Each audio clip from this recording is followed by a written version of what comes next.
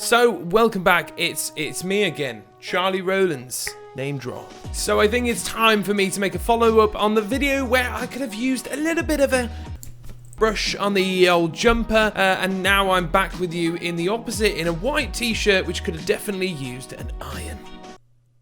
And in a video that I made a little while ago, I talked about becoming a freelancer and some kind of ways to help you get started on that adventure, but I bumbled it. But some people seem to find that interesting, so I'm going to be retouching on that exact process, but going into some parts a little bit more in-depthly. Some stuff that I felt like I missed in the last video. So that's what we're at today. So welcome back. That's right, there are some points, well, in fact, there's probably quite a lot of points that I feel like I missed in the beginner's guide to becoming a freelancer. And some of those are quite integral to actually making this a career, really, isn't it?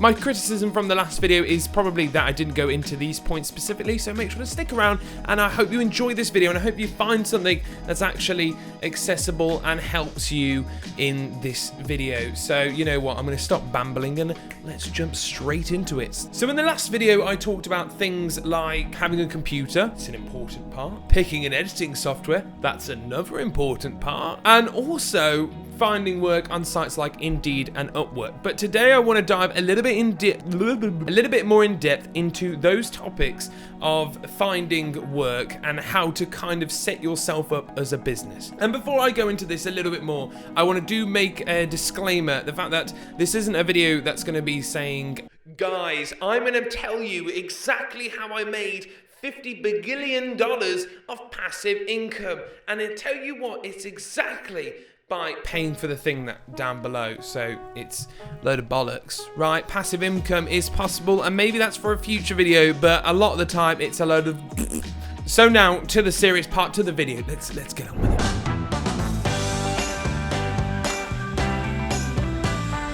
Obviously, part number one of being a video editor is actually video editing videos and getting jobs on sites like Upwork, constantly training yourself, building a portfolio and a show reel to then take on to the next client and the next client, building good reviews. So now I want to hone your business more so on how to make it work and make it actually affordable, because in reality you're not going to be able to have a living wage on working off just Upwork and what was the other one I did, it was Upwork, no, I said Upwork, shit, Indeed.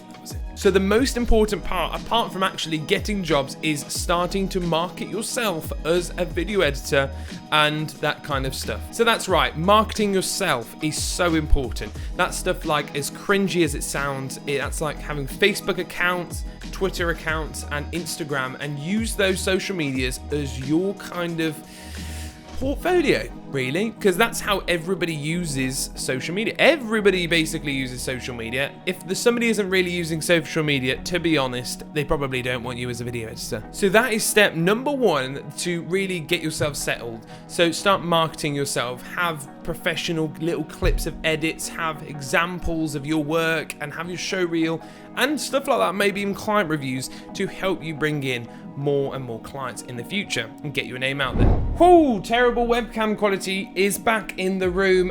So I'm just dropping in because I kind of missed a massive point, which I realized when I was editing this, and the camera's packed away, so I'm not redoing that. So what I missed out on was the fact that I forgot to explain that Facebook is still such a huge and has a huge presence to it. People think, and we think, that Facebook can be probably one of the cringiest places and only for women the name of Karen to talk about how wearing a mask is infringing on their rights.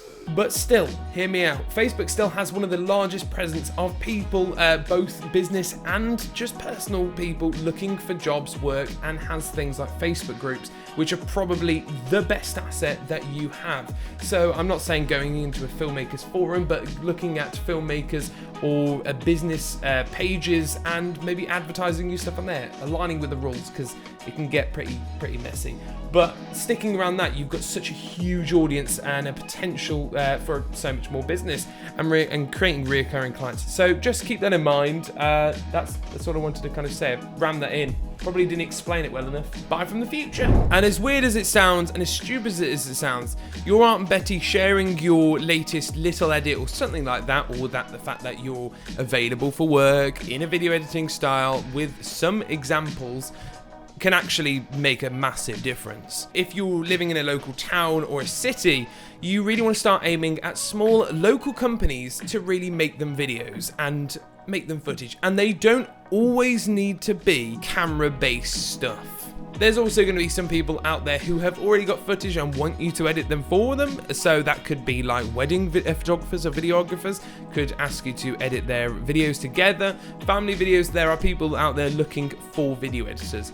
And being local is even better, because then you can walk into those establishments and really talk to them and get an idea of what they want to create. Sometimes it might be a coffee shop saying that they're bringing out a new coffee. You could get a picture of that on your phone, cut that out and animate that in After Effects or Premiere Pro, or just make a cool little typography style video. There you go. So I know this is a short video, but that was kind of the main topic that I wanted to cover that I feel like I massively left out on the last video, which was looking at local establishment. And as I kind of explained to people, it's like local domination. As weird as it sounds, it kind of makes sense. You want to grow your bubble in a small area and then slowly increase outwards, because you're gaining influence, gaining knowledge, skills, and most of all, you will be gaining what's the bloody word? Reputation. That's the one. Reputation. So that's all I have time for today, because I don't actually have anything else to say. I might have to make a part 3 if I'm watching it back and think, shh. So if there's 2 things you can take away from this video, that is, make sure to market yourself on social medias, take advantage of that, post high quality photos of yourself or of your branding or this and that. And just going back to that point, don't feel ashamed if you want to maybe buy a Fiverr or something like that, just some graphic art and stuff. You don't feel like you have to do every single thing. Like, I know I'm a video editor, but I'm not very good visual FX kind of creator. I'm not good at 3D models, really. I'm only starting to get into 3D modeling and stuff like that. I'm more of a basic, downplay myself. And 2 is look at local domination. That is in sense of looking around at local businesses who might want videos and films to really stock it up, offer some unbeatable prices. And something that I personally do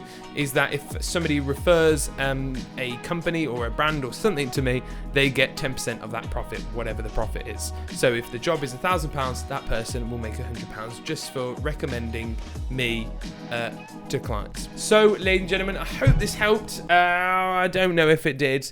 It could be a shamble, but we'll see. If you enjoyed today's video and you want to see more videos like this and more filmmaking side of stuff, make sure to stick around on the channel for more. I'm currently working on some films, so stick around. Got more stuff for you to come. Hope you enjoyed it. I'm going to stop babbling on. Watch Before I Fall, and have a lovely day. And I will see you in the next one. Has that been sticking up this entire time? Oh, shit.